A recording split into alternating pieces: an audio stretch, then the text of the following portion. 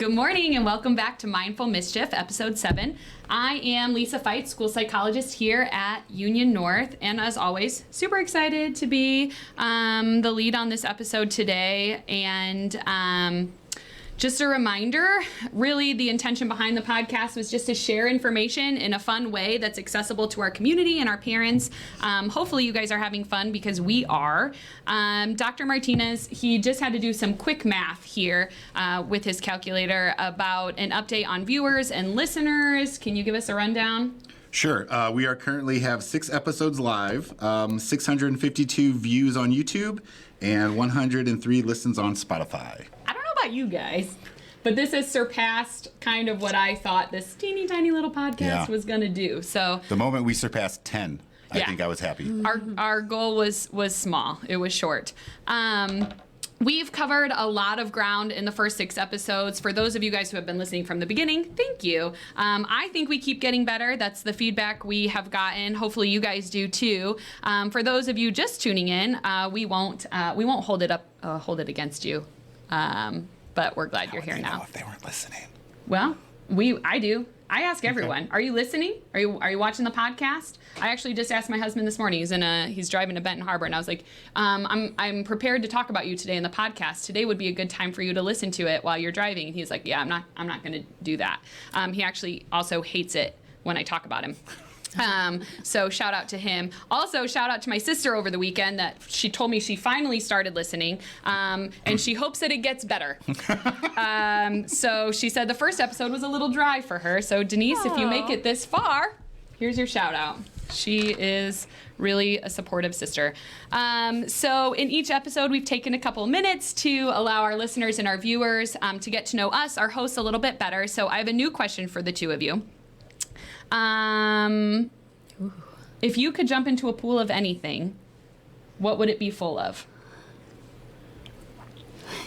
Now, okay, so Dr. Martinez took this really literally yesterday when he read this question. And he's like... Not water. He said, I can't swim.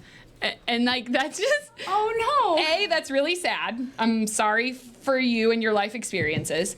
I feel like you're missing out on a lot. But 2, I was like not going with liquid at all. Do you guys want me to? No, I know. Okay. Yeah. So I mean, I get in the pool. I'm not afraid of the pool. As long as the water's not above your head? Just not a great swimmer. Are you saying that it doesn't have to be a liquid? No. If you could jump into a pool of anything, what would swim? you jump into? Swimming I didn't say, involves liquid. But I didn't say you had to swim. Okay, I'll go first because obviously this is a tricky question. For everybody who's had a Costco cake, I would like to jump into a pool of the cheesecake layer in the middle, okay? And then I would just like to live there with a spoon indefinitely.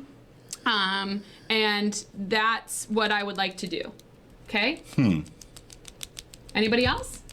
Okay, we haven't introduced our guests yet, Well, but would actually, you guys... I wanted to answer the question. I've Yeah. been dreaming about this my whole life. Oh, okay. Crystal Springs Creamery mint chip ice cream. Yes. Oh, okay. A pool of Okay. it. A whole pool. Yes. That's me. The temperature is not an issue.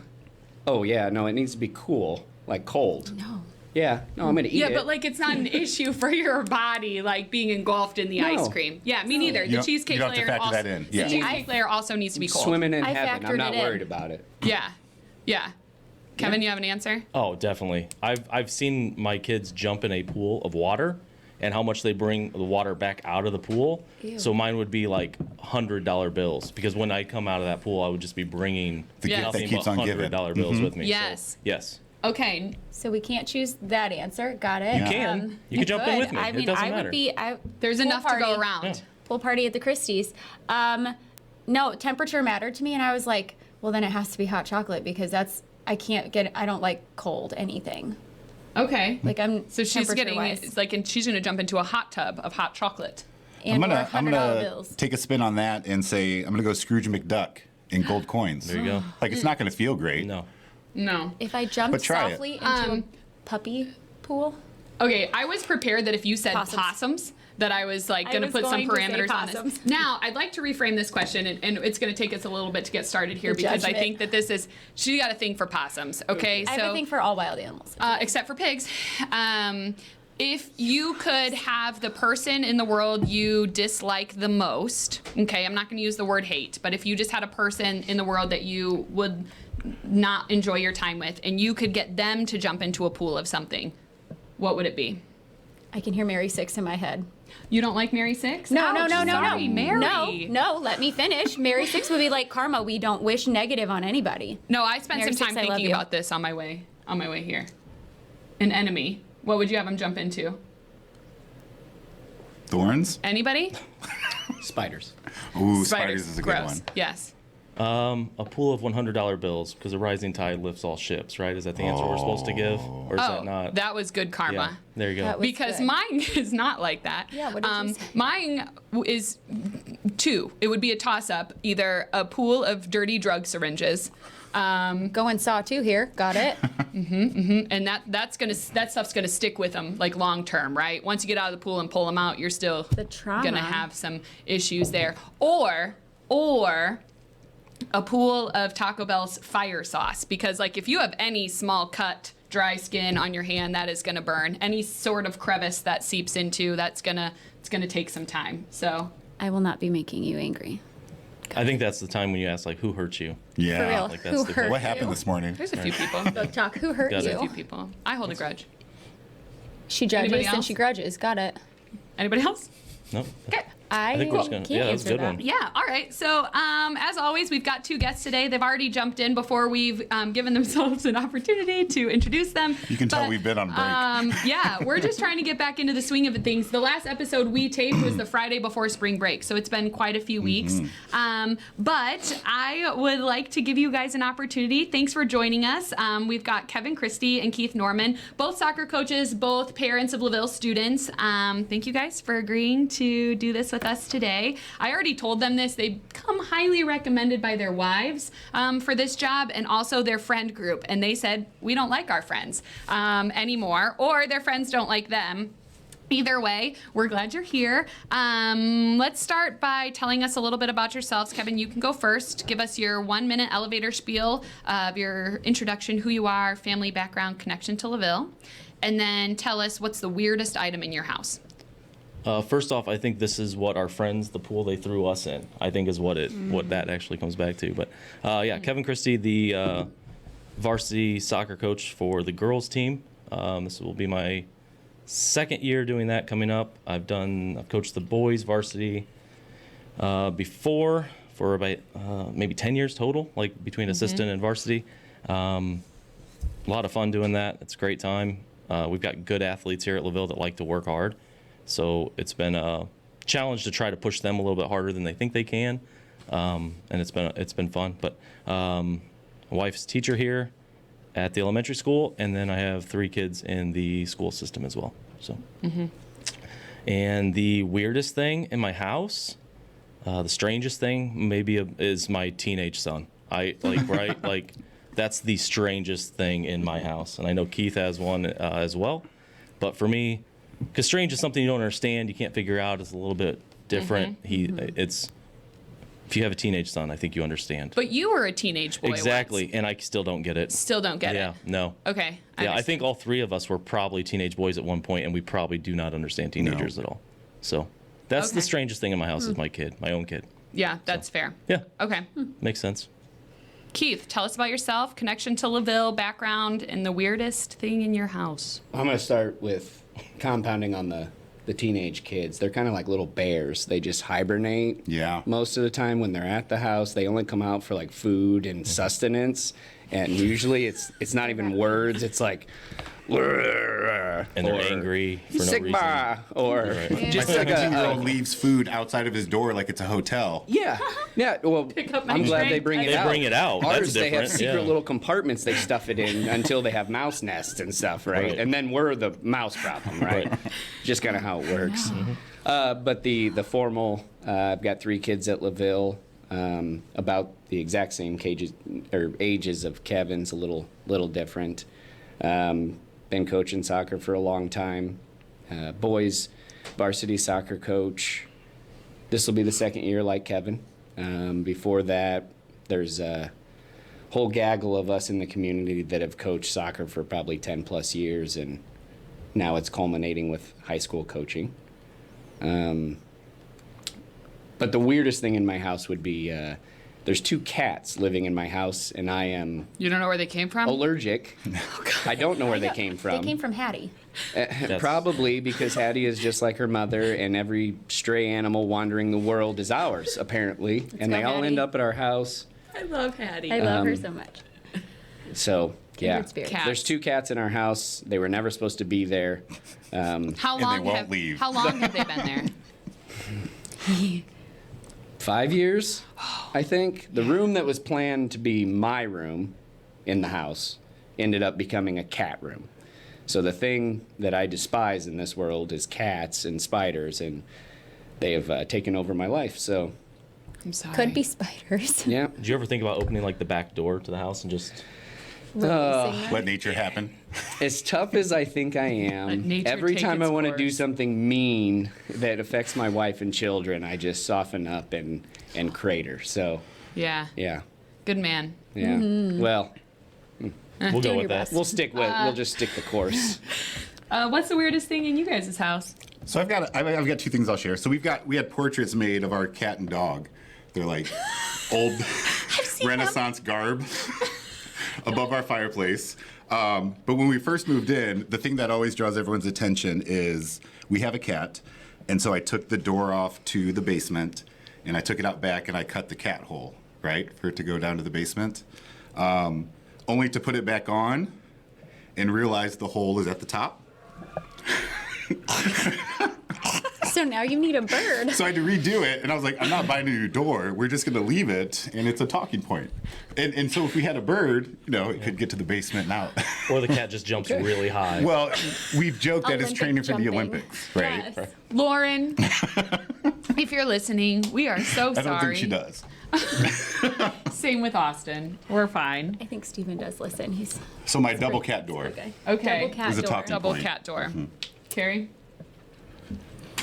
There's not a lot of weird besides the people, right? But one thing some people find really odd, I've got one of those nose Fritas. You know what I'm talking Yeah.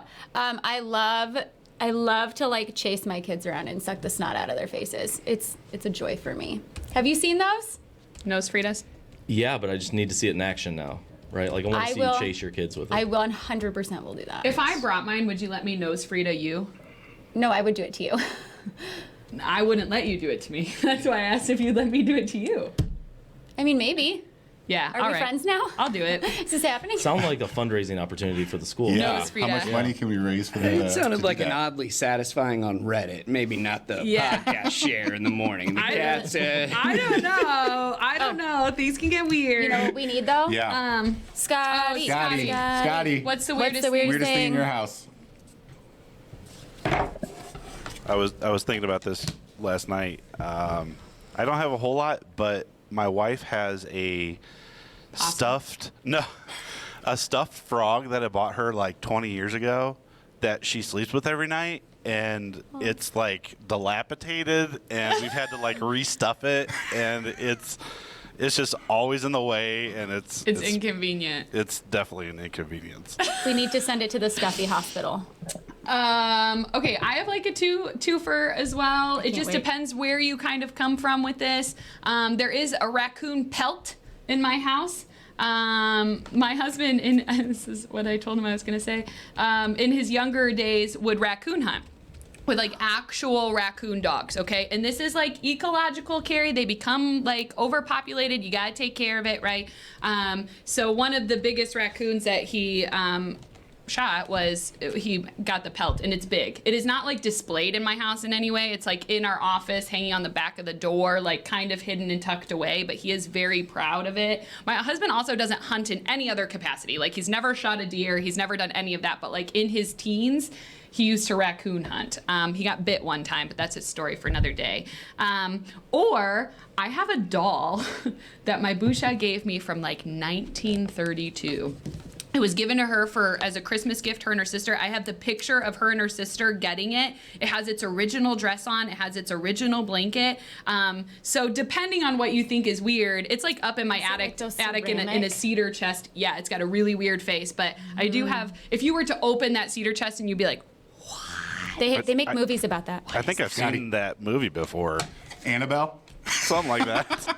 That would be a Raggedy Ann doll, which I do have at my parents' house. Yeah. So I've got those things in my house, but okay. So actually moving right along to the content and the goal of our podcast, we are on episode 7 of 10. So we are nearing the end here in this journey. But this one, each chapter focuses on a different skill from Dr. Becky, building resilient classrooms. And each episode, we've had a different one of us leading the conversation with different guests joining us. So last time in episode 6, Kari led us in a discussion about the power of unity and the skill of encouragement, heavy on the school family. So Kari, you want to give us a short recap on that?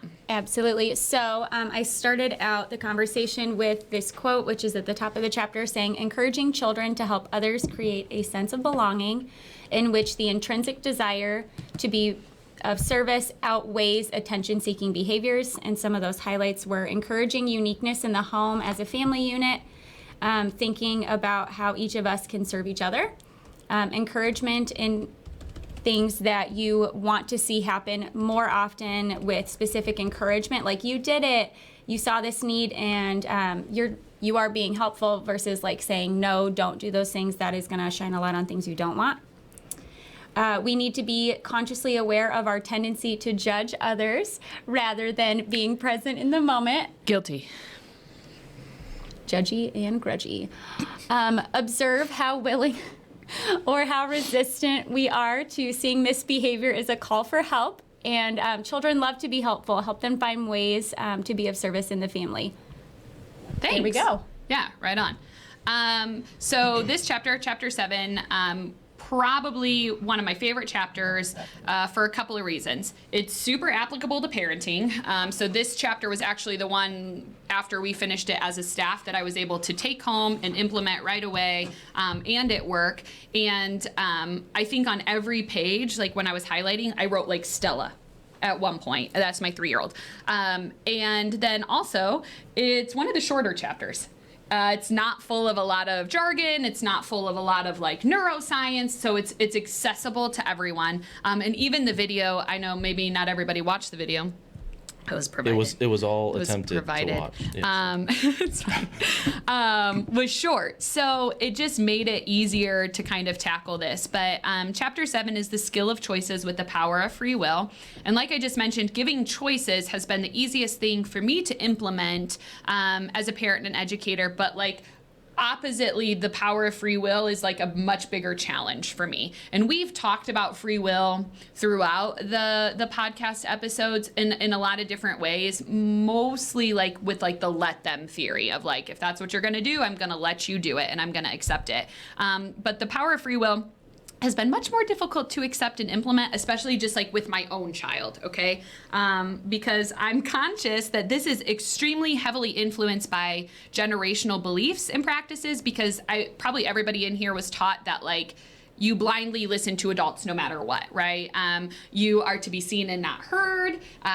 You will sit quietly. When I tell you to do something, you do it, no matter who the adult is or all of that. So this is pretty antiquated, and I think now that we know better, we do better. But the power of free will tells us that I'm in charge of me. I'm the only person I can make change. So I can't, despite my best efforts, change my spouse, can't change my children.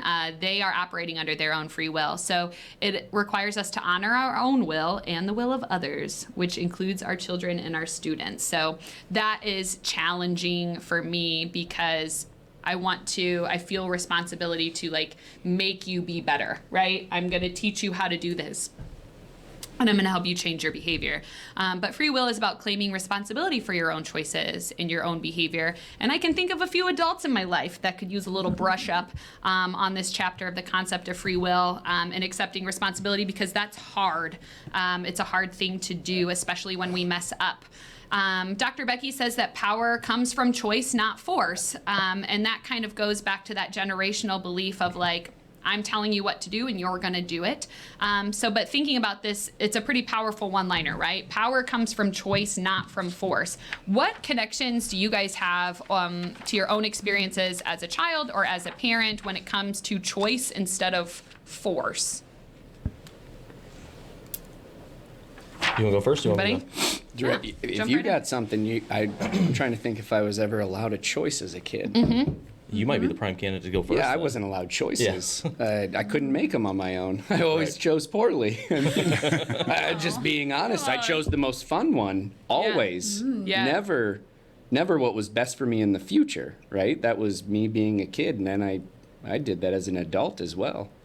And so my parents kept me on a straight and narrow because I was a little wild. Yeah. I think thinking about this when you see the outline and you're we know what we're kind of getting into as far as questions and the thought process coming into this. I think back about growing up in antiquated. I mean, you brought 2 coaches on, so everything's going to go back to athletics for the next, this episode. Right It on. really will. But from the coach's perspective and as a player coming through younger, it was always, hey, if we messed up, we were going to run, right? If we messed up, it was going to be a physical task that was going to be your punishment, right? And everything's back on that, saying that's a terrible method of conditioning behavior or changing behavior or getting the outcome you hope you get as a coach or that you want to get. And what we're finding more is running only creates more anxiety when they come back to the drill, right? Your heart rate's up, everything's up. You're apt to mess up again, right? You're not going to perform better after you've run. Correct. So saying, hey, that was incorrect. The punishment is this. You're going to do this now. You go do that thing. When you come back, these kids are only thinking about what they just had to do. They're only thinking about the negative. So, I mean, I've seen Keith coach for ever, right? Decade at this point. Whenever right? I Yeah. started. Yeah. I've been coaching for 20 years, right? And I started that way too because that's what I was taught, right? But if you can think about it and you can watch what's happening as they come back, and if you're able to actually pay attention, our mantra now as a coach, and I believe Keith kind of does the same thing. He might not use the same verbiage that I do, but our varsity girls soccer players and our club players that are 12 years old or 13 years old now are told to make mistakes. When it's practice, we say make mistakes. I would say that 1,000 times or more in a regular varsity season is make mistakes. Continue to make mistakes. Because when you're doing that, that's the only time you're actually going to get better. If you're out there being very rigid, you're never going to develop. So looking back at our past, it was don't make a mistake. Perfect practice makes perfect, right? That was the mantra then was perfect practice makes perfect. It's not true. You have to fail and be comfortable with failing in order to succeed. So for us, for me, and I believe Keith would be in the same vein here, is constantly make mistakes. Don't try to make them, but don't be scared of making them either. Right. So Almost like go do it. be brave enough to take risks and put yourself out there and push yourself. And I'm thinking athletically, but like push yourself harder. You're going to be more likely to make a mistake Right. when you're out of your comfort zone, when you're pushing yourself harder. Yeah, and as an educator, we kind of are as coaches. We're educators, and as coaches, you have to allow them the freedom to do that. You can't Give them can't a just- safe place. Right. Go ahead and go do this thing. You have the freedom of movement. Athletically, that means on your toes and bend your knees and be ready to move. But emotionally and psychologically, have the freedom of movement inside your own self to make mistakes and be able to recover from those and learn from those. You can't teach a kid how to get better. They have to have the will to do it and give them the tools to do so. That's what I found over the course of doing this, that I wish, looking back, we had that mentality, right? You made a mistake, awesome. What did we do? How do we do that? How do we fix it? Cool, let's do it the next time. What's the doctor that did the conscious discipline? Dr. Becky. Yeah, Bailey. did she say good old days, good old ways? I think that was One of her them. taglines. Yeah. So good. When I heard that, I memorized it immediately and stole it, and I've used it for weeks since then. That's how we were brought up, and it worked. I won't say that it was unsuccessful, but I think we may have been one of the last generations where it worked. Yeah. And the kids nowadays want to know the why. And if they don't understand, they walk away. And there's too many opportunities. So we've moved forward into promoting mistakes and behavior that pushes them forward faster But we were continuing to reinforce with good old days and good old boys, make mistakes, but I'm right here to punish you and suffer the consequence. Whoa, whoa, whoa. We're promoting a new ideology of moving forward, but we're still promoting the same ideology of going backward right when they make the mistake. So we teach the why now. Right. And it's frustrating, and it takes so much more time and so much more patience that I never knew I had. And probably if I didn't have children, I wouldn't have that patience. But it's all about the why and promoting the mistakes and then explaining why. Hey, it's fine. Until we get here, we can't go here. Right. So let's try harder at making more mistakes. You learn as you fail. You don't learn from success. What failures did you have to take from and improve yourself? And that's really what it is. You explain the why, and we promote constant improvement, little improvement. And that's the basis of all of it, right? Yeah, we also take a tactic of, and I think Keith does the same thing, we have perfection drills, right? So we'll go in and we'll make mistakes for an hour straight, but then they have to get it right perfectly for 1 minute. 1 minute, they're on the clock. You have to be perfect now. And it takes that focus right back into, okay, now everything we've just done for the last 45 minutes, for the last hour, now we have to be perfect. And if they're not, we restart the clock. We don't run. We don't drop and do push-ups. We restart it. Collect yourself, focus, let's go again. So, because in life, you're going to go through all this preparation work, and then there's going to be that moment where you have to get it. And in a game, that touch on the ball is when you have to have it. So their focus, they can kind of autopilot themselves into positions sometimes on the field where they need to be, but when the ball's played to them or when they need to make an action, that's when they have to be perfect. So these little glimpses of perfection tend to be I feel the right way to go. Not perfection for 2 hours straight, perfection in the exact moment when you need it, and do everything you can to get to that point and fail along the way so you have that one little success, like Keith just said. So I coach Sophie's U6 team. So this is her second year. And what's concerning, sad, is sometimes you see the kids who, if there's a goal scored, they just break down because they didn't stop it. Like, there's nothing they could have even done, right? But it takes them minutes to recollect themselves. And, like, we don't even officially keep score at U6. Right. But then you see coaches also who still have that old mentality of, like, just drilling it. And it's like, well, they're 5 years old. Where's that feeling come from? Let's just focus on, in hey, a 5 you and tried. 6-year-old. Where does that feeling come from in a 5 and 6-year-old? So it does come from the generational experience. And, you know, some families and some adults have moved on, looking at explaining the why and just making sure we're trying and we're having options. But others know it's demand, demand, demand, which is sad at that age. But then there's also this big pendulum swing. We have those families, but then we also have families that like rescue and do everything they can to not allow their kid to feel anything when something does happen. When they make a mistake, they go and they rescue those kids. And they don't like walk through them with it. They just try to fix it. And we see a lot of that as well. We talked about that in episode 5, the skill of assertiveness, of like, the greatest gift you can give your kids is having high expectations for them. And like, it is a form of love, and I'm going to hold you accountable. But there is just this like fine line between like, okay, here's where we're at and here's where we're going.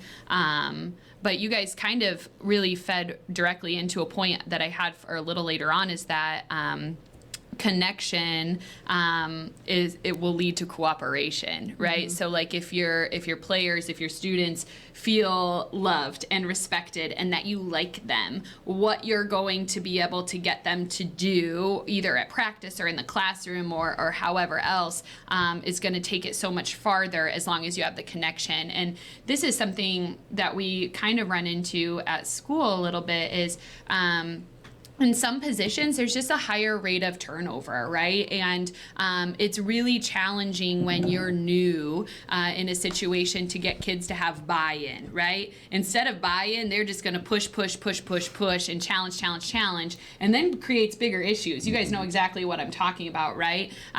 But instead of just trying to force these kids into compliance and force them to follow your direction when you give it, if more time was spent on building the connection, less time would be spent forcing them to comply, if that makes sense. But this next line stuck out to me a lot as a parent. Giving our power away to children sets them up to be pleasers or controllers. And it also sets them and us up for blame. So I immediately connect this to Stella. She's 3. Her personality definitely lends itself to more of a controller than a pleaser. I read a meme recently that was like, it was on Instagram, and it was like, well. If it isn't a clone of myself that has shown up for me to raise. So that's pretty ironic. She is brave, and she's smart, and she's assertive, and I love this for her, and I love that for her future, but as a parent, like, I hate it for myself. Do you know what I mean? And this is like totally vulnerable. People are gonna probably judge me for this, but I like am not enjoying parenting a 3-year-old. Like, I have loved being like a parent up until the age of 3, and she is just a challenge. She will take any sort of directive, and why? Or no, I'm not going to do that. It doesn't stop at 5 either. So that's not helpful. But what allows me to lay my head down and sleep at night is that I know she's not going to join a cult, right? Like, she is not going to be like, they're not going to be like, here, drink this Kool-Aid. And she's going to be like, sure. She's going to be like, why?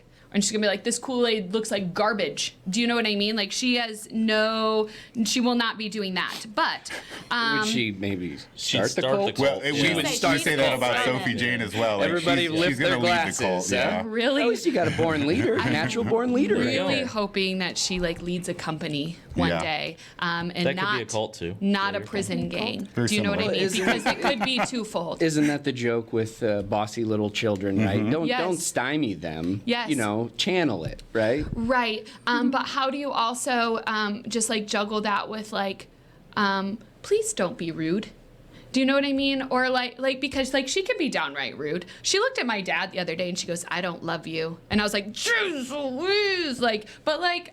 Also, you know what I said? I'm like, you don't have to love him, right? Like, you don't have to. You don't have to love anyone. It doesn't bother me. But like, she's just Teaching honesty can be a struggle, right? She's- Teaching honesty can be a struggle. Socially, when it you're can. outwardly honest and hurt people's feelings, though, we gotta Yeah. reel it back a little bit. We don't have a responsibility to hurt other people. Except she's also a little liar at the same time. Like Ooh, last okay.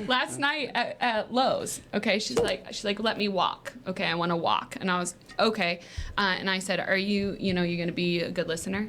Yes, I promise I will be a good listener, Mom. Okay, are you gonna stay by me? You're not gonna walk away. I promise I will stay right by you. I will be a good listener. What did she do? Neither of those things. Neither of them. In fact, actually, in the garden section, she like took off at a run. And so like I have a 1-year-old too, okay? So I'm like grabbing her, I put her in the car, and she goes, "I will be good." And I was like, "You lied. You are a liar." So anyway, I digress. It's just been a doozy for us, right? She exercises her free will at every single transition. So it makes for just some long days, but I'm always constantly conscious of like where the power is, right? Like I cannot engage in a power struggle with her, and that's kind of a point for later on, but I constantly have to recognize like, okay, I've set her up, I've given her the choices, I've set the environment up for her, now she is operating on her own free will. And that's just been really challenging as a parent to kind of accept that, because I was taught, I'm the adult, you listen to me, you do what I say. She's going to be breaking generational trauma herself, and she's doing a good job of it already. But the power struggles is near the end of the chapter, but I think it's applicable here because it talks about a power struggle requiring 2 willing participants, okay? So like tug of war.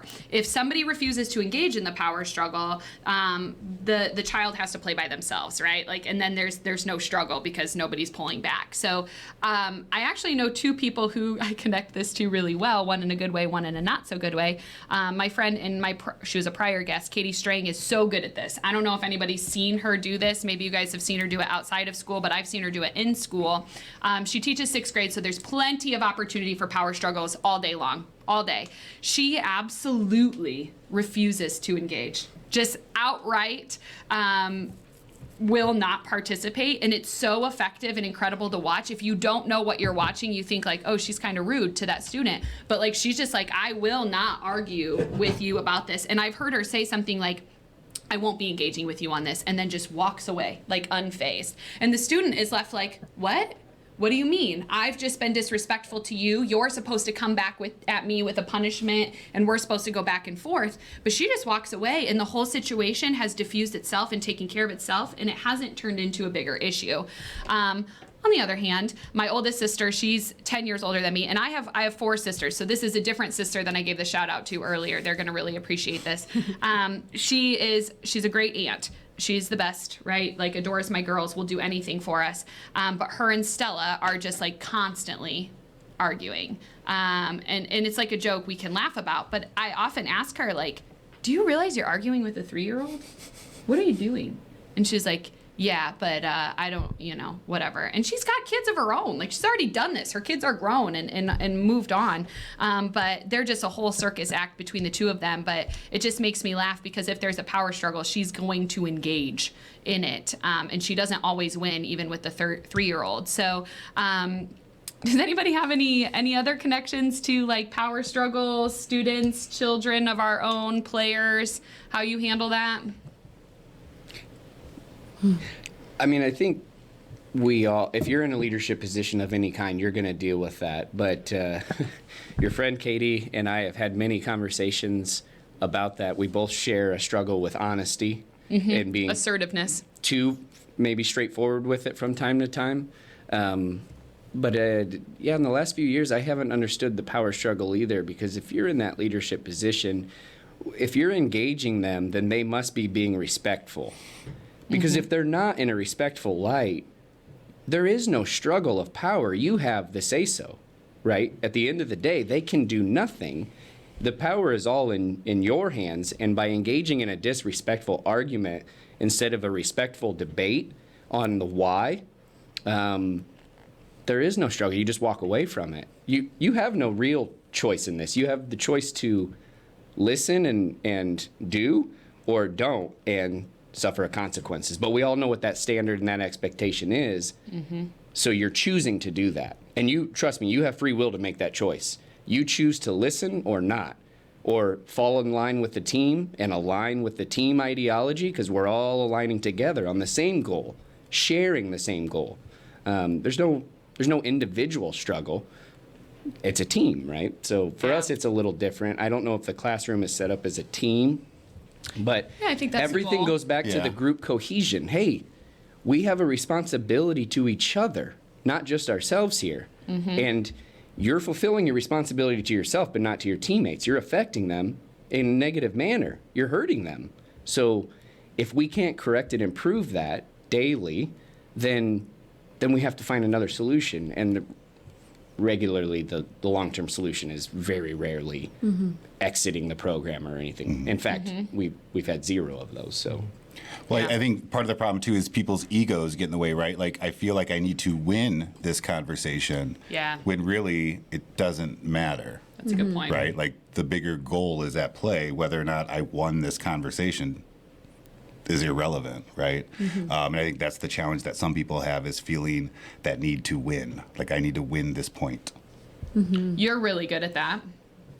You can do that. Like, you can separate yourself. Like, as an administrator, right? You're the head of the building, and it's never been like a decision made based on like, you flexing your power or control.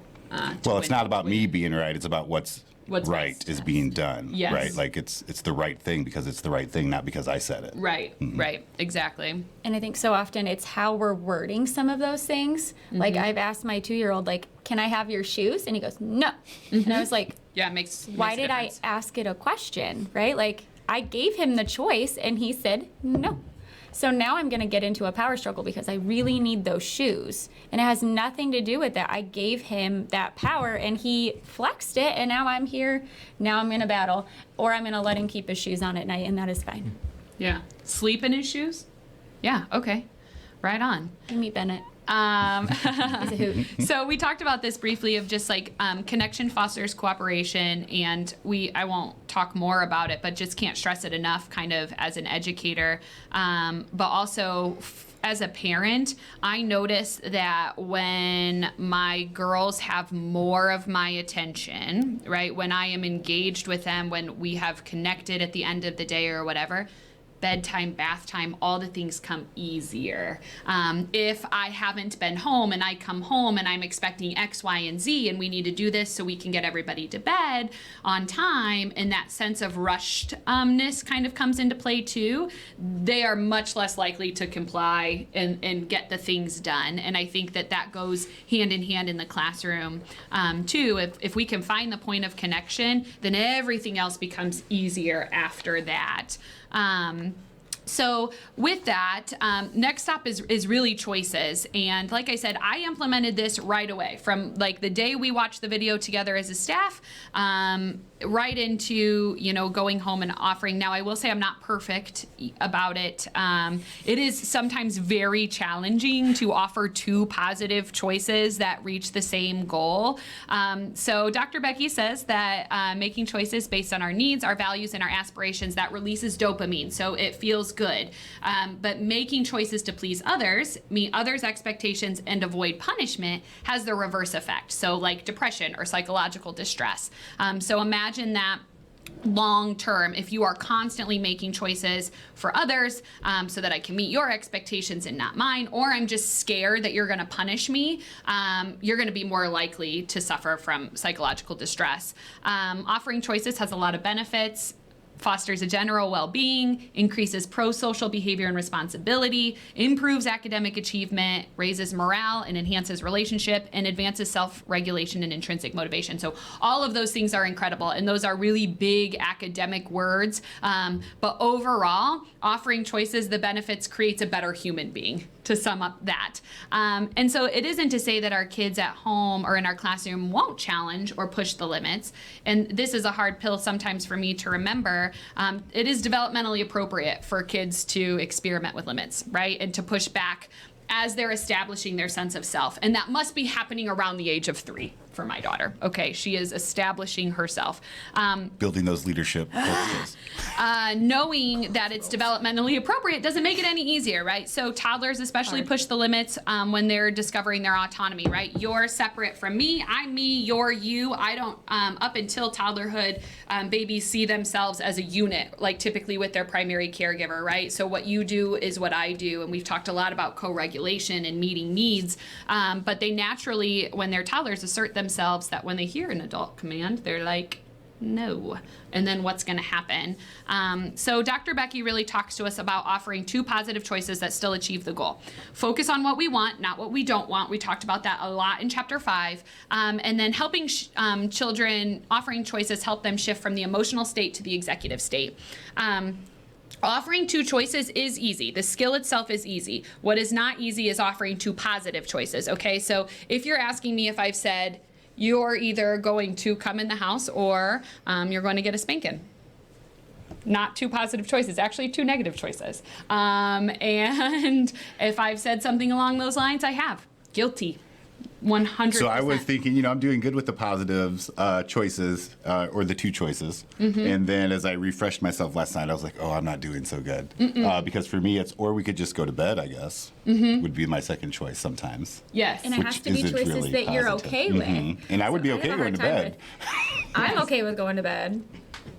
Yeah, so that's been a challenge. One thing that works at bedtime every night, and this is a good example, is every night when I'm like, okay, it's bedtime, and we use timers, whatever, when the timer goes off, it is a guarantee that she's gonna throw her head back and she's gonna be like, no! Like it's the worst thing in the world. This is the choice that I offer her every single night, and it works every single time. Do you wanna walk to bed or do you want me to carry you?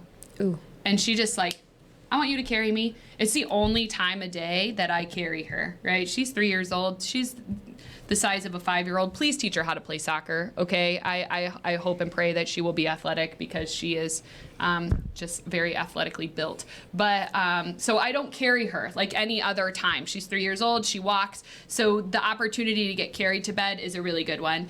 So that works for me. But have you guys had any success with like 2 positive choices? We do. Well, like on a nice day when maybe I'm tired, like this weekend, we had a busy weekend, and then Sunday we drove down to Indy early for a soccer game and back. So it was like, okay, we can't do everything that she wants to do because she's still full of energy. So it's like, well, let's make a couple choices since we can't do all of them. Yeah, so it's like take a walk and drive her Power Wheel. Yeah. Versus take a walk, drive her Power Wheel, do this craft and that craft and the other craft that she wants to do. Mine are very similar. It was like at the end of the day, like, Aiden, do you want to go on a walk or do you want to ride your bike to the park? Which of those 2 things can we do? And he tends to do the most active thing. And so like this is easy when your kids are ready to engage, right? When they're regulated. And I don't know if you guys have listened to the earlier episodes when we've talked about the executive state, that's ready to learn. The emotional state is when I'm crying or name calling or refusing. And then the survival state is like running and hiding. So they say that the 2 positive choices is most effective. This is what Dr. Becky said when your child or your student is in the emotional state. If they're in the executive state, you can offer open-ended questions, right? Because they're ready to problem solve. They're ready to take on that stuff themselves. But if they're in the survival state, they're just looking for safety, and you need to use assertive commands. So like, you're going to do this. We are going to do this. There's no choices. And we've all seen kids that are like super anxious, and you guys probably seen this on the soccer field as well, that like when you give them a choice, and it could be an easy choice, they just break down and cry. And you're like, I didn't expect that. It's because they're in the survival state and they're just super overwhelmed. So giving 2 positive choices is really the most effective only in the emotional state. But talk to me about your experiences coaching and giving choices. I think as a coach, you're trying to create routine, right? More than almost anything else when it comes to a practice setting. We have a 4 o'clock. When we say 4 o'clock, that means the drill starts at 4 o'clock. Our stretching routine starts at 4. The girls are ready to go. Their cleats are on. They're dressed properly for practice. When I say 4 o'clock, that means we're going. There is no, hey, let's start stretching. It's 4 o'clock, and they know exactly what to do. So as far as choices in a practice setting, we're probably not giving that many. On the surface, right? The choice comes from that will inside to kind of need to do this thing, right? They know what failure looks like. They know what success looks like. So they're not positives, right? Like failure is looked at as a negative, but as we talked about a little bit ago, it's a positive. So when we're out there doing something, it's usually like, hey, we need to get this going, or hey, we're gonna be failing here. But if you play it in the right way, where we have a mantra of making mistakes, they look at that like, okay, failure just means I get another shot at this thing, right? It's not the end of the world. So even in the practice setting, the choices they don't really get to look at themselves. I think they can feel it, and by giving them that leash to go ahead and fail, they feel more freedom to do so. So which gives them that choice. Like, I can either get after this thing really, really heavy right now, or I'm gonna have to get after this thing really heavy in 2 seconds. So like, they kind of motivate themselves inside of that by giving them the freedom to do so. Now when it comes to game time, and usually it's halftime changes, is when I give more choices. I've seen Keith do. Keith is a master at this. I don't even know if he knows he does it. I've watched him. It's beautiful in action. He's nodding his head. He knows. He knows. I'm just. I don't know what's coming exactly next. What you're gonna say. I don't know what's. There's so I don't know. So I've again watched him coach for years. I get the pleasure of watching him coach. He does this amazingly well. It's something I try to do. I'm not as good at it as Keith is, because I have to try to do it. I think Keith does it naturally, but it's mid-game adjustments. You go to the team leaders, the 3 or 4 that you really trust, right? And the other girls trust. And the outcome that I want, or what I feel is right, is usually, as a coach, where you're trying to get to, right? I want to put us in the best place to be successful. But if there's not buy-in, you have nothing. So you go to a Michaela Kuski or an Ava Bear-Heaton or Brooke Edison, or, I mean, geez, I'm going to name names and not be able to get to all of them. But what do you think about this? Shout out, girls. What do you think about this movement in formation, or this tactic, or this strategical change? Or this one. In their minds, it's both positive because it pushes forward into scoring goals or defending the goal and winning the match in that given day. So they're going to give you what they think is best, and when you could potentially steer them the other way if you really feel heavy. But to me, an 85% plan by somebody who really believes it is better than my 100% thought that I'm right. I'm going to take that plan, that 85%, that those girls truly believe in 100% themselves, because they're going to go after it way harder than if I force something onto them and say, hey, this is the plan. This is what we're going to do. This is how it's going to be done.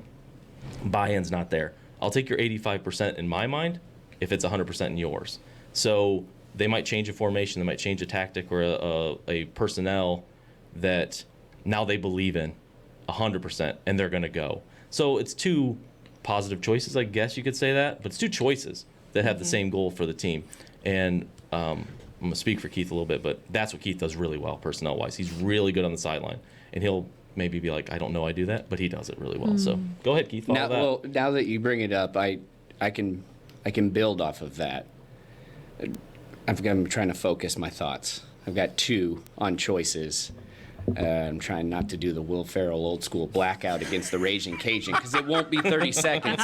We're talking soccer now. It'll be 30 minutes. He's and my you dad. guys will be like, stop it. Get him done. We gotta Cut him wrap up off. here. And I won't even know. The choices, so I use the entire game of soccer like an analogy to life, right? It's free-flowing. It never stops. There's no timeouts. There's no saying, I give up, I quit. For 90 minutes, the whistle blows, and it goes. You get one break at 45 minutes, halfway through life, right? Middle-age crisis. I probably went through mine a few years ago. Or a few times. Now, few times, Yeah. and now I got my one break. I got to rebuild, and I get one more go at it, right? So it's all choices. There is no right and wrong in soccer, whereas football and basketball and baseball, we have time to stop and re-strategize through the coach's eyes and feelings almost every moment of the game. Soccer is constant, ever moving and ever changing. You're never going to have the ability to make all the right choices. You are going to screw up. I know that, because every choice you make is a spectrum. There is no 0% and 100%. There's a degree or a variability or probability of success and failure. But there is no right and wrong. It's a game of expression and freedom, just like life. We all have the choice to make every single day, whether it's eat breakfast or don't eat breakfast. I usually skip it. We all have the choice to hurt other people or not hurt other people. You will go to jail or not go to jail, right? But you have the choice to make. And then we follow up by measuring the effort based on the failures or mistakes. And even the right choice can lead to a mistake. The only thing we measure is after the choice is made, if you made the wrong choice or you made the right choice and it ended poorly, how did you react? Because the only thing we can truly measure is the effort put forth to fix the mistake or learn to improve. Right. Because at the end of the day, that's all that really matters, is that constant evolution of improvement, right? Never stop improving is the secret. That was one. Building off of Kevin's. That was a great thought. That's good. I do realize, yes, we do that during the game. And what he is talking about is the belief in the players that we have. Because we have ultimate belief in the players, all of them. That's why we do what we do. However, you have to have the belief of your players. And I think with the good old days and the good old ways moving forward, the biggest problem we have in coaching now, and this may be contentious, is that coaches think kids show up for them. It's the other way around. We're showing up for them. Every mistake, every failure is the coach's responsibility. If the kids are wild and out of control, build a better environment. Build a better cohesion. Or maybe your standards are too rigid for the group you have. Have you thought about that? You can't change every kid to your system or, it's get it or get out. Well, where's the connection there? Did you even reach out to that kid? Did you look into him? Did you find out what's going on at home? I think we as a group try really hard to build those connections deep. And maybe that's cocky or arrogant, but we do. We really care about the connections first, because that's where the belief comes from. And when you're sitting there halfway through a game, and I feel like I've had enough experience playing soccer my whole life and coaching soccer that I have an idea of how we're going to win this game after halftime. Outside of my idea, I don't think there's much of a chance. So when the kids come over, we talk, this is my idea. What do you think about it? You're the team leaders. You tell me. If you do this, I think you have a chance to win this game. If you don't, I don't think you do, but I'm willing to stick with what you guys want to do at this point in time. You tell me what you want to do. Because if you believe in me and you play this strategy, I think we have a chance. So it goes back and forth, right? It's a two-way street, and I think too many coaches now are too unwilling to give those kids that chance to lead and fail. Right. And it's okay. Yeah. If they choose their way and they lose the game, great. I'm happy you had that conviction. You really felt that way. Now, if you were being selfish and you wanted to score a goal and we lose the game and you knew staying in your position would score, that's what I explained at halftime, right? You scored a goal. Are you happy? Well, the team lost. I'm not overall happy with the performance because I think there's still some things we could have done. But you stuck to your guns and you went for it. Maybe next time we try something different. Again, letting them fail and then letting them think about the failure like, hey, maybe he's right. You know, because they don't come to conclusions like that. It doesn't happen overnight. We tell kids something and they're going to do it the next day. Oh, God. I mean, you have children. Yeah. Right? Well, It takes time. And I think what you said about the players aren't there for the coaches, the coach should be there for the players. Absolutely. Is very similar to the school, right? Like, we as educators are here for the kids. The kids aren't here for us, right? Like, without the kids, we don't have jobs. There is no school. And I think sometimes that perspective gets adjusted, skewed. And so it is important as educators that we are making modifications the same way you're adjusting your coaching schemes to the kids, for us to adjust what we're doing as educators to the kids that we have in front of us. And so I think that's a really great parallel to what you're saying about coaching and kind of the way that you approach coaching. Yeah, I think there's, to kind of piggyback off what Keith said about choices, I think both of us use phrases like good decision. Good decision. So especially with your midfielders, maybe you're connecting pieces between the defense and the midfield. When they make a pass or they make a choice, you'll hear us say under our breath sometimes, maybe out loud to players, hey, great decision. Good shot, bad result, right, is a military term, right? Everything looked great. We just didn't have the outcome we wanted on that thing. So the good decision piece. And then when they maybe make that decision that was incorrect for the time or for that exact scenario, when you get that moment, you say, hey, I understand what you saw. However, option B probably in this scenario would have been more successful, right? I understand what you saw, or tell me what you saw. And they'll lead you into their thought process. And I think the newer coaches, the younger coaches, we're younger? I don't know if we're younger. The younger coaches. I'm not really sure. Yeah, I probably aren't. The younger coaches now are really in a mindset of let them explain to you what they're doing, right? Let them explain the drill almost. Why did you make that decision? What is the outcome of this decision? So they really take control of their own actions the entire time. So you'll hear us say things like, great decision. And then at halftime, we're like, hey, what'd you see there? Tell me what you saw. Oh, well, I didn't see that.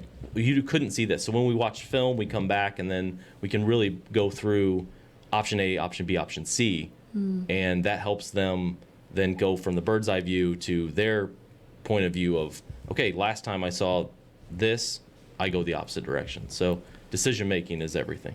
And I think as a parent, if we look at it in that same lens, like, we're here for our kids. Like, they are growing into, this is their childhood, and we are here to, like, support them and help them grow.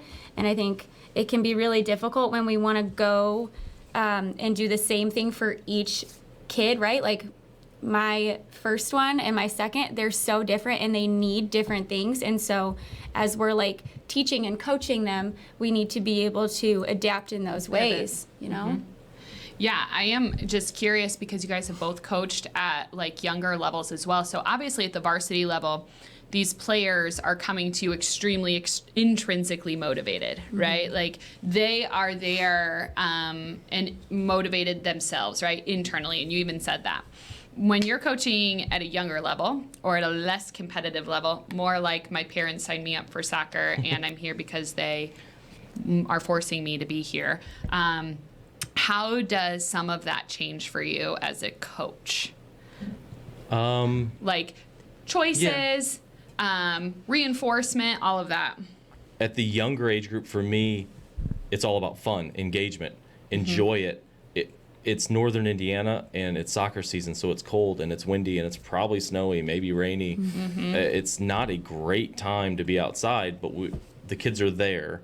So why are we not just having fun, right? I think if we're really wrapped up into what's the result of a pre-K game, we're probably doing it incorrectly, right? Yeah. That's probably you're there for yourself as a parent, right? You're there to, you know.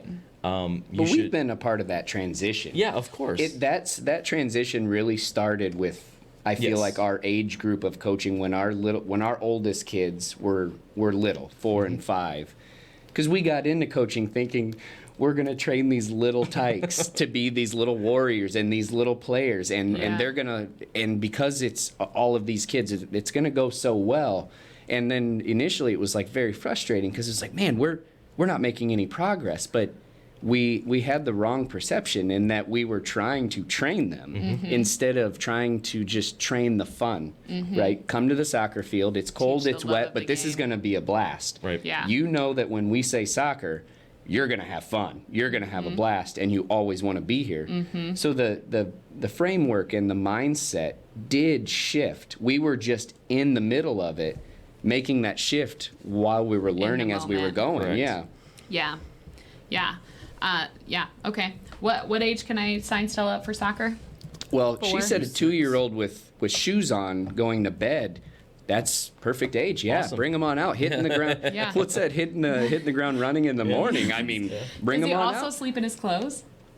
Yeah. No, I put him in pajamas, but he does have clothes on. Make it a soccer outfit. Saturday there you go. mornings, right to Newton Ready Park. to go. He's Oh, already done. ready. He's already Throw the set. cleats He on. does play. Like, even he's watching his brother and he's kicking the ball and he is fast. He is going to eat some dirt because he doesn't understand his body, but Yeah. it's a hoop. Oh, that's the No best 2-year-old part. Yeah. does. Yeah. We Yeah. should throw like candy dandelions on the field, so Yeah. when the kids want to pick them, they just eat the candy dandelions. Just That's what and all we have to Instead do of is the paint, real Right. paint dandelions. lines. Yeah. They think they're playing soccer, Exactly. but Yes. they're picking candy We dandelions. play a lot of sharks and minnows, Absolutely. red light, green light. Yep. Yep. And then the big choice I gave them this week, because it was our first game, was figuring out a team name. And so they all had ideas that no one agreed upon until we finally settled on the Peacocks. That's a good name. Excellent. So we're the Peacocks. It's a great Okay. name. I love that. Some of the best early age coaches that I've ran into are coaches that have zero experience and are educators for Yeah. a profession. Right. Because they understand building the connections and the environment is more important than what you're trying to train them at that age.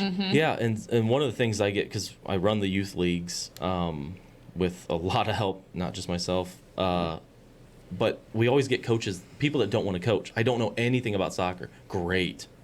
Do you know what a kid is, right? Yeah. Like, do you know how to parent a little bit? Like, just let them have fun. It doesn't really matter. That's the other thing we have to get to in our game is when they're 4 years old, Yeah. not just have fun. It's a Like, success if they just stay on the field. Right. Yeah. Like our kids are running off the field to their parents. Yep. Sophie and her friend are running around the field holding hands. Right.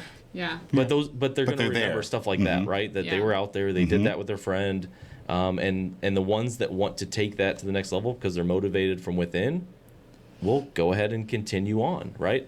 And those that are there for the social aspect will be there to support those players. So you really have to make a connection with every single one. You have to realize it's not about yourself, and that you're there for those kids, and that's why we do this thing. Right. And just have fun with it. Well, next year. There you go. And you'll be coaching. There you go. ooh, when they say they don't know Got one. anything about soccer, she really doesn't. There's guides online. I downloaded a PDF myself for this Blair season. and There you Katie go. keep trying to teach me about soccer, and I'm like, I hope everyone has fun. Go team. So it hasn't really rubbed off, but yeah, we will sign her up. You've sold me. There it we'll is. Sign her up for youth soccer. And a coach. For the interest of time, I'm gonna kind of just jump over like learn defiance because those are some really tricky behaviors. But I did want to talk about just really quickly decision fatigue. And while we're saying we're offering these kids 2 choices all the time, all day long with the same goal, what is the downside of that? And what does that look like? And really, for me, decision fatigue is very real as a mom, as a parent, after working all day and like working full time, especially on hard meeting days. There could be a day where I have 6 meetings, right? I could have 3 case conferences going over evaluation reports, sit in a conversation about retention, followed by a conversation about an emergency operations plan for this corporation, right? So any given day, I'm required to make a lot of decisions. On Fridays, we meet as an MTSS team, and that's the team where we talk about students that are struggling, and we really go from the top to the bottom of like, we start with vision and hearing. Can this kid see? Can they hear? Is attention a concern? All the way down to their academic data. And when we sit for 2 hours and talk about 6 students, and it feels like it is a rapid fire question, when I leave that meeting, I almost can't function for like a period of time at my desk. Like I have to sit there and just do nothing and like regain where I'm at. So I know it's even worse for me when I get home. My husband could ask me like, what's for dinner? And if I don't already have a plan, if I haven't already figured that out ahead of time, like I'm likely to like flip my lid and be like, I don't know, you figure it out, right? But what do you think decision fatigue looks like for our players, for our students, and what does it look like for you guys? I see a lot of meltdowns. Like if you give a kid too many choices, they are leaving the room or they're pushing those boundaries. They're like, you gave me 2, I'm going to take 3. I'm going to take whatever that third one is. And I sit in on those meetings and I'm like, I just give in. I'm like, you choose, I can't do it anymore. You know, so I see a lot of different things. I think it depends on the temperament of the kid at times. Yeah. As you say that, I'm looking at my calendar and I've got 8 meetings today. So I'm just mentally preparing for that. Yeah. Because Got a it will class be lesson in a 7 lot of minutes. decisions, a lot of conversations, a lot of topics being discussed. But sometimes that's the job, and I'm out the rest of the week for a conference, so that's part of Right. the reason it's all doubled up. But I feel when I get home, sometimes, you know, the day takes a toll and you just want to exist, right? And you don't want to make those decisions. Yes. Yeah. Decision fatigue? You know, personally, for my kids, I don't know that they struggle with decision fatigue at their ages, but I think that's because the routines help remove that. And when I say routine, it's essentially we're signed up for soccer all year long and dance all year long. And I'm going to forget other groups and they're going to be upset with me. I'm sorry. But it's every night, right? Monday, for 6 months of the year, it's every day at 5, we're leaving and we're getting home at 8. And then for 6 months a year, we're leaving every day at 4:30 and we get home at 9:30. And everybody knows exactly what they have to do that day. Mom, dad, 3 kids, where they're going, who's taking them. And I see them get tired toward the ends of weeks, but not with the decision fatigue. However, I've seen it weigh on our parents. Our parents are tired. I think everybody is tired. And it's not the same as it was before. I know that our parents would love to tell us that it's very different. And I know this is going to upset a lot of people. It's different. Yeah. We're the meetings, the way we're connected to each other. I mean, there's like 5 apps on my phone just for communicating with athletes. Yeah. Let alone for my job and whatever else. And I know everybody deals with that same thing.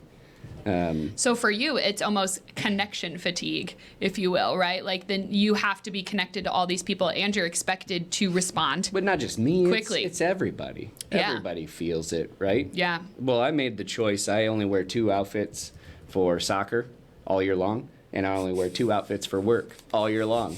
They're the same 2 outfits, and I rotate them, and that takes away a decision for me to make. And I'm 100% serious. Less lot of laundry laundry. for Michaela. Yeah. Yeah, I think what I see is from the athletic side is that decision, as Keith said earlier, a soccer match is decision after decision, constant, never stops. And when you see them fail or make the wrong decision or what they think is the wrong decision, didn't have the right outcome, they get defeated a little bit, right? And they get defeated again, and they get defeated again. And it's this constant, like, just kind of pick away at their confidence with each mistake or perceived mistake.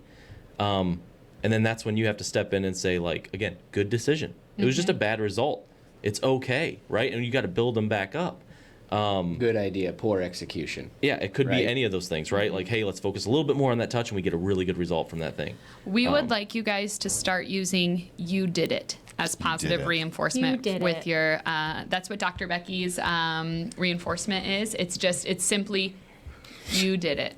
Do you? Okay, it feels funny. It initially Instead of like a default good job or thank you. Initially, it feels very funny, but then you realize, and would you guys agree that the more you've used it, the easier and the more applicable it is? Like at first, I'm like, I sound like an idiot. I'm like, you did it. But now it's so innate.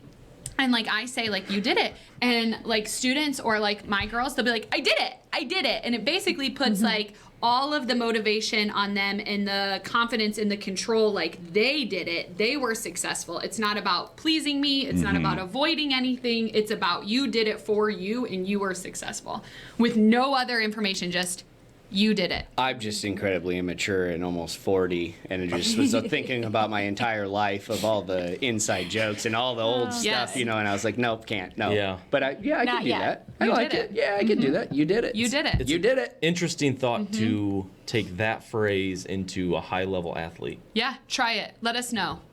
I Yeah. don't. Let's record it. Let's go. Yeah. Well, I don't have any problem being goofy or We'll silly. try it. I'll be unconventional. That's Yeah. not a problem. Yeah, I think you'll find that it is more applicable than you think it will be. Like, and also try it with your kids because your kids too have heard it, have now been hearing it all year from the adults in the building, right? Just you did it, and it can be exciting, right? Like you did it. High five. We're gonna make a huddle highlight out Yeah. of it, Oh, right? for sure. One of the Oh, I games can't we'll wait. have to tell everybody when we do Can good we things. You mic did it. one of you guys up for a practice? Not Yes. me. No. And then we can listen and be like, look, they said you did it 3 times. What was the Is But student's, he also Is- said this. Is what was Will, the student's reaction? is Will gonna listen to it? Because I have to post Nah. Yeah. We the want way- I feel like he's not a listener. Nah. If you are, though, Actually, Will, no. we Will, appreciate you. Will My Hostrauser, practices are are- you a listener? my practices are good. You could do that. Can mic you up? Yeah. Yeah. Words. I'm I've got a I'm so responsible. Words you would are never not hear anything. innately respectful and disrespectful. The context and meaning behind them is. So that's what we speak about, is being Yeah. respectful and not disrespectful. But context is very I important. think Matt Florian does something with LVH1 that he might. Oh, did I volunteer for that? I didn't Well, really no. volunteer for that. He's mic'd up players. I've seen videos. It's not live, though. Right, yeah. It's No, it's not live. they edit it and Shouldn't- everything. Michael You have Good. editing rights. Yeah. I watched Michael Good at a football practice and laughed the whole time when he did that. So we should do more of that. We're going to wrap this up. I promise. We are like way over time because we've been talking so much. But It's been such a good our most conversation. important points for parents, when your kiddo's in the emotional state, we're offering 2 positive choices, both that reach the same goal, the goal that you want as well. If they're in the executive state, feel free to use open-ended questions, allow them to problem solve. But if they're in the survival state, you just need to use assertive commands, right? This is what we're doing, and this is how we're doing it, and that's it. And then free will. I'm in charge of me. The only person I can change is me. And yes, that even applies to your children and your spouse. And I think that that's really powerful and, just kind of let them, right? I shared a lot from chapter 7. I even skimmed and skipped some stuff, but that's totally fine because we have plans for that. Does anybody have any additional thoughts or any points they want to share before we wrap up? Okay. Thank you both for coming here. But before you go, we have one more fun thing. So we have this spinner. Fun thing usually doesn't mean I feel like we made fun. it through the whole Fun time for without us. getting Yeah, in trouble. I know. Can You we guys just stop? did great. You did great. So we have this spinner, and you're going to spin, and then whatever it lands on. Do you have the funny questions up? I've got them up. Yeah. I updated yesterday. So whatever number it lands on correlates to a question on this document, and they're silly questions. But you're both going to get a different one. So you both get a chance to spin what we've dubbed the Wheel of Mischief. Guess who gets to spin first because I'm holding it. Okay. Oh wait, we probably want to see it. Sorry, probably go this way. 4. 4. Would you rather fight a horse-sized duck or 100 duck-sized horses? Again, I just went inappropriate immediately. Man. So repeat the second one. 1 horse-sized duck or 100 duck-sized horses? 2 positive choices. Duck-sized. What's your Horse experience with positive. farm animals, Keith? Too much. Too much. Yeah. Too much. Yeah. Seen it all. The duck scares me a lot more than the horse. I'm not gonna lie, because too much experience with farm animals. Those little creatures are mean. Ducks are mean. Yeah, and they're nasty You know, little they've creatures. got, like, Nasty. razor blades in their beaks. No, I know all of this. No. Let's just Yeah, go with the they first do. one so that my brain stops working So on you would this rather question. have one horse-sized duck? duck. Well, what was the second one? Or 100 duck-sized horses? Oh, the duck-sized horses. Yeah, Okay. you just stomp them all out. You know. Oh, Yeah. sorry. Well, loud. we're Hattie talking, and I- he said a fight. Hattie Yeah. and I are just He having... said a fight. No, it's Start kicking only those one things person's across the walking room. out of that Yeah, situation. no. Yeah. The duck-sized horse, no, I'm not That fighting sounds that. So the terrifying. small horses. The small horses. Okay. Yeah, I mean, what are they gonna do? Well, I right? also feel like maybe you could reason with the horses, right? Like, I'd you could be like, say- hey, well, like, maybe maybe they just stop. Like, maybe One- that's their command. Wild horses Yeah, can't be broken. Right? He liked it. He liked that. I I'm was just like, going to whoa. sit and pet him. Yeah, I'll kick him into the glue machine. Oh, he made dog food. Oh no. Yeah. This is the Midwest. We raise animals. We That's farm. what we do. We do. Yeah. Listen, we We have. shoot raccoons. You need Yeah, some we shoot context here. raccoons. Yeah, you need context. So Carrie's life experiences are different than like my life experiences. I grew up on a farm too, right? So my mentality around animals and like the need to use them for sustenance and other products. Never wasteful. Yeah, is not an issue, right? Or she'd start a possum sanctuary. So would my And, wife. You could do it together, just not at my house. Yes. I also saw a baby walrus, and I would like to formally change it to a walrus sanctuary. Change a walrus? I want do baby- do Yes, walruses they do. require sanctuary? Oh my gosh, yes, they do. So we'll talk about it not on this episode. I can't wait to share with all of you. So she wants to jump into a pool of water because you need the water for all the in case you baby guys haven't walruses. watched the Yes. episode, Kari shared with us that if a possum is freshly deceased on the side of the road, she will stop and check its pouch for babies on the road. So I'm gonna hide behind Scott. Scott and I are. hold on. She's not concerned about whether the possum is faking dead and might bite her hand off when she because they puts it in won't. her pouch. Okay. I have gloves. You said you would. Does Yes. that mean you have, or it's Yeah, just on Kari, your list tell of them things how to many do? times you've done it. Oh no, the episode is ending. What are we gonna do? When Kari told me how many times she had done it, she was hoping that it would make it better for me. it's more and than it once. actually made it worse. Michaela was there for this conversation. Michaela Great. heard all of it. Yeah, she was probably helping. Yeah. She was Michaela like, would stop that and help sounds me. nice. Absolutely. Kari. I've never found a baby, but like we will, like anytime I see an animal that needs help, I'm gonna help it. I'm Unless gonna it's a drive pig. it to a sanctuary. She hates pigs. You promised you wouldn't bring it up. I didn't promise that. I never said that. I would not promise that. Well, I am fairly disappointed. Kevin, you want to spin that? Yeah, spin that wheel, I'm Kevin. thinking about the horse-sized duck. Well, you won't. Yeah, that's terrifying. That's like an ostrich, right? Like a very Oh, it big, is like right? an Would you ostrich. I wouldn't fight that. 7. No, those things are mean. No. You did it! You did it! Let's go. Number 7. What do you think the worst smell is? Oh, the worst smell? Keith, right now. No, I'm kidding. We did have training this Yeah, morning. we did training. Yeah. The worst smell. Oh, like it's Ooh. gonna be a list a You're little gonna bit have a here, memory. Go ahead. right? Oh, and this is easy. I hate ranch. Like, I hate ranch as an object in the world. So ranch is I hate ranch. And you grew up here. I grew up here. It's like an impossibility. I hate it. Okay. I hate it. Okay. It's pretty much white foods as well. Like mayonnaise, can't do it. Alfredo? Tartar sauce, no ew. chance. Alfredo, got to go a little bit lighter on the sauce. Marshmallows? The sauces, I guess, would be my way to go. Yeah, I'm not Okay. a saucy guy. So Not for the condiment. ranch is Not for definitely food. on the list of terrible, terrible smells. Do your kids eat ranch? Yes. They do the mix it with salsa. I'm like, Yeah, they have to. don't I do mean- that. Yeah. Like, Not around You grew up cheese. around Yeah. haciendas. Yeah. You don't eat no, ranch. It's I'm kind of not- like, ugh. Yeah, hacienda something wrong. sponsoring this. Is that what it was? Not yet. Oh, we not haven't yet. got a In sponsor that yet. case, the mixing of that is wonderful, and everybody should go to hacienda, Yes. especially on Send us LaVille gift cards. give back nights. Yeah. Yeah, so there you go. More Yeah. fundraising. Oh, friends. Okay. Thank you guys for joining us today. I know it was probably maybe a little out of your comfort zone. Maybe, I don't know. Maybe for Keith. Kevin, you really leaned into this, and it appeared to be a real natural. Without Kevin, I would have been very uncomfortable. As Keith said before, you brought in the Tangent Kings here, so Yeah. we're gonna have no issue. What's funny is Mindy told me that the only person in the world you would do it with is Keith. That was like the preface. Tangent Kings. I You do the mean, Tangent yeah. She was Kings, like, yeah. he'll only do it with Keith. If you can get Keith, Kevin will do it. And I was like, okay, I think I've got Keith locked down. Michaela had committed him a long time ago. Yeah. I don't tell her no. Yeah, you shouldn't. Yeah. So thanks for being on here today. Hopefully you guys had a good time. And thank you all for tuning in to episode 7. Until next time, Stay mindful. stay mischievous. And stay connected. Bye, guys. We did it. We did it. We did it.